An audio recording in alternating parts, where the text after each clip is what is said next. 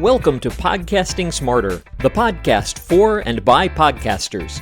We interview podcasters for the real scoop on podcasting. Whether you're thinking about starting a podcast or have been podcasting for years, you'll find lots of inspiration, valuable lessons, and tips in our interviews. This podcast is brought to you by Podbean. Please visit podbean.com, the home for podcasters. So hello everybody, my name is Ronnie and I am here for Podcasting Smarter here at the fantastic podcast movement in Orlando, Florida, and I'm here with a special guest. If you would like to introduce himself and tell us about his work. Oh, hello. My name is Gabriel Urbina. I'm a podcast writer and producer. I was the creator and showrunner for Wolf 359, and I've done a miniseries since then called Time Bombs. Nowadays I host a show called No Bad Ideas. And I do a lot of freelance script writing for a lot of different audio fiction projects. Yeah, I really do enjoy all of the audio fiction that you've written. I know that you've written for several different podcasts.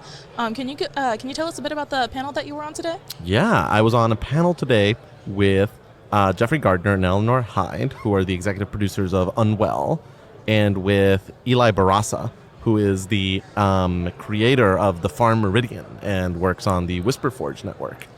And it was a panel all about how do you get a great podcasting team together, and how do you make sure that they work great together, and how do you sort of make sure that everything is synergizing properly so that you can go out and conquer the world and make it your own. It was a lot of fun. I would love it if you just conquered the world, because I am pretty sure that it needs someone like you right now. I would be a terrible, terrible dictator. I think Wouldn't that make you a good dictator, though, if you were terrible at it? No. You'd be a benevolent dictator. I go drunk enough with power when I'm show running. I definitely do not need anything of actual consequence sort of assigned to me. I completely empathize. I was kicked out of a leadership role in a Girl Scout troop because I went mad with power. That is great. I love that.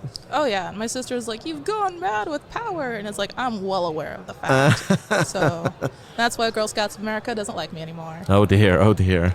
But, it is what it is. It's how the community was working. So You were mentioning tight-knit communities, and I've noticed that you've built up a community both in your podcasting team and within just like the fandom of what you've created. Sure. So can you tell me a bit about that? Was it kind of like an organic thing, or was it something that you kind of like built up, or was it a mix of the two? It was really completely organic, to the point that we were surprised when it happened. Kind of me and Zach Valenti and Sarah Shackett and the other people that worked on Wolf 359, when the show started, we kind of tried a couple of harebrained experiments about like, we're going to do this kind of guerrilla marketing, or we're going to get people listening, and it's going to be awesome. And none of it worked. Like, it had, if anything, people left. If anything, people were like, I was curious to listen to the show, but now, no, I have been annoyed and I want to leave. And kind of in parallel to that, a really amazing, really dedicated, just like really, really attentive and creative and insightful kind of fan community grew up on the Tumblr sphere, back when Tumblr was a little bit more cohesive and a little bit more functional than what it has now grown up into. Yeah. And on the Twitter sphere. But it kind of all happened around us. And one day we kind of, somebody told us, what do you guys think about this conversation that is happening? We were like, there's a conversation? People are saying things? Oh my God. But no, like the thing that we did was we did the podcast for a year and a half, and we tried our best to make it good. And everything that happened around that kind of grew out of that. It's really funny that you mentioned Tumblr, because that's actually where I discovered it. I'm pretty sure... So many people did. No, absolutely. It was the real kind of like... the Evangelion of Wolf 359 really happened on Tumblr. Like, that was kind of like the platform where, beyond, say, like my mother or kind of people that we knew personally, that is where sort of like the discovery of the show really happened. Yeah. And it kind of reminds me, that's kind of what happened with Welcome to Night Vale. They really exploded like on Tumblr, and then they just got like millions of downloads like overnight just because of the art that was happening. So it was really interesting to see it happen to Wolf 359, especially because on a slightly smaller scale than what happened to Night Vale, needless to say. It was bigger. We all wish it was bigger because it was an excellent show, and I will go on the record having said that. Well, yes, and I'm always kind of shocked by the amount of people that found it and loved it, because we were making it with this ethos of we are doing exactly the show that we want to make, which means that we are putting in all of the weird things that we love and all of the strange things and all the quirkiness and all the oddity and all the wild swings from comedy to heartbreak.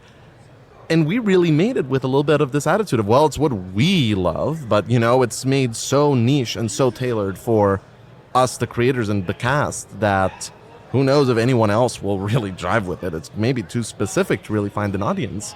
But no, it absolutely did find its audience, which I am routinely surprised and deeply grateful for.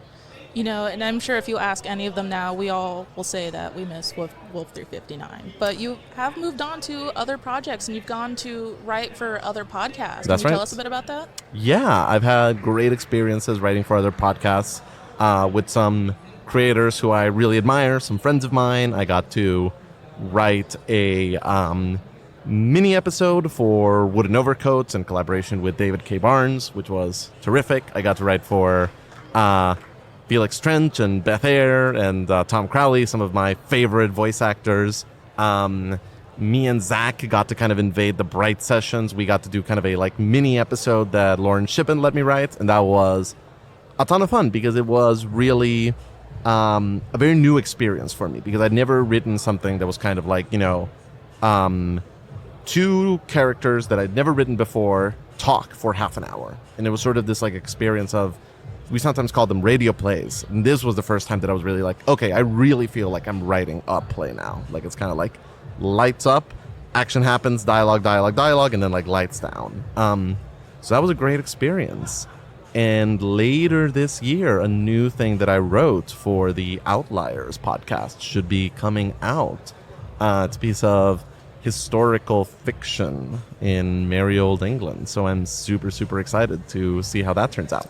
Well, I'm excited now too. Dang. Yeah. Well, having worked on these other podcasts and just the collaboration with, other creators and other voice actors and whatnot, looking back at Wolf 359, is there anything you wish you could go back and redo, or something you could go back and add to? Absolutely. There's me and a couple of the other members of the team have talked a lot about Wolf 359 feels like our grad school. So many of us met when we were in college. We all sort of were taking classes together when we were in undergrad. And then after we did 4 years of undergrad together, we then did 4 years together on Wolf 359 and kind of learned a lot about producing, a lot about working with actors, a lot about administrating things, a lot about running an online store. And I think that if you listen to the show sequentially, you can hear us grow. You can hear us learning lessons. And an absolutely important part of going to school is that every now and then you get an F. Every now and then you're like, wow, that did not turn out the way that it should. And there are things that, looking back, I want to change about almost every episode of the show. And not just kind of nitpicky, I wish that this was mixed a little bit better. But kind of a lot of my writing was not as finessed as I would like it to be. My writing was not as sensitive as I would like it to be. This was written in a somewhat myopic way, and kind of not seeing how this would impact certain people that are listening to the show, or certain people that are even working on the show. But really, I think that if you were just kind of you can go back and change one thing, I would love to redo the pilot. It is kind of the one that feels the most out of sorts. It is the one that feels the most like an experiment, whereas the rest of the show sort of feels like it's own cohesive thing, even with its road bumps along the way. So, no, there's a lot that I wish that I could change, but I'm also terrifically proud of the kind of growth that you see as we go forward in the show.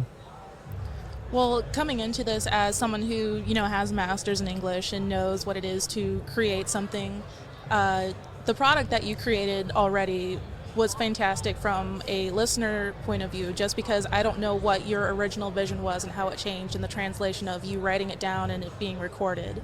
So we're never going to know what the exact product in your mind was, but I still think it was, pretty fantastic. It's inspired quite a few people. Thank you. And so thinking about all of the people that this has inspired, all the people that want to grow their own community, within their podcast and within like a fandom around their podcast, do you have any advice for anybody? Yes, a couple of things. And sort of like the first and the one that you always kind of hear is be patient. I think that everyone, myself included, when they start a podcast is, at least on some level, kind of like, we're going to put this online and 3 days from now it's going to be the new Night Vale. Oh, yeah. And the hard truth is that we were making Wolf 359 for over a year before we started to get more than a couple of hundred downloads, period. And so kind of really go into it with kind of this ethos of, if the only people that ever listen to this are me and the cast and our uncles when they have time, are you going to be okay with that? Are you going to be getting something interesting out of it? Are you going to be growing? And if the answer is yes, then it is absolutely worth doing. That is kind of my practical sort of, manage your expectations advice. My creative advice is push the medium forward. Sort of like really think about like what are things that you aren't seeing in audio fiction, and what are things that you would like to see in audio fiction, and what are things that other kinds of storytelling do well that you don't see happening in audio fiction, and try to see if you can bring stuff in. Try to see if you can kind of expand the boundaries of what's possible. We spent so much time playing with, can you do a montage in audio fiction? Can you do cross-cutting between different scenes in audio fiction? What about a flashback? How do you do a flashback when you kind of don't have like the visual reference? Can you do a dream? Can you do an episode where the characters can't talk? Like, what does a soundless episode of a podcast look like? So really kind of like be curious and be excited to try out new things. Very cool. Well, that's kind of the end of my questions here. Is there anything that you would like to say to all of our listeners? No, I think that about covers it. And thank you all just like for giving podcasters, whether they are fiction or nonfiction shows, kind of a chance to come into your lives and to be heard. You have no idea what a huge impact it's had on so many people and so many creators. Well, I appreciate you first off, and I thank you so much for coming and sitting down with My us here pleasure. at Podbean and Podcasting Smarter. It's been a joy to see you and to talk to you again and to like actually meet you in person. So it's really cool. It's been great. Well, this has been Podcasting Smarter with Podbean. We're still here in Orlando, Florida, but you guys take care and have a fantastic day, and peace out. Thanks for joining us for Podcasting Smarter. You can check our show notes at podcast.podbean.com for links and details. Please like our podcast, leave your comments, and help us spread the word to other podcasters so we can bring you more great episodes with podcasting tips and inspiration from fellow podcasters. If you want to connect with other podcasters or get interviewed on this podcast, please join our Podcasting Smarter Facebook group. We look forward to welcoming you to the community. Happy podcasting!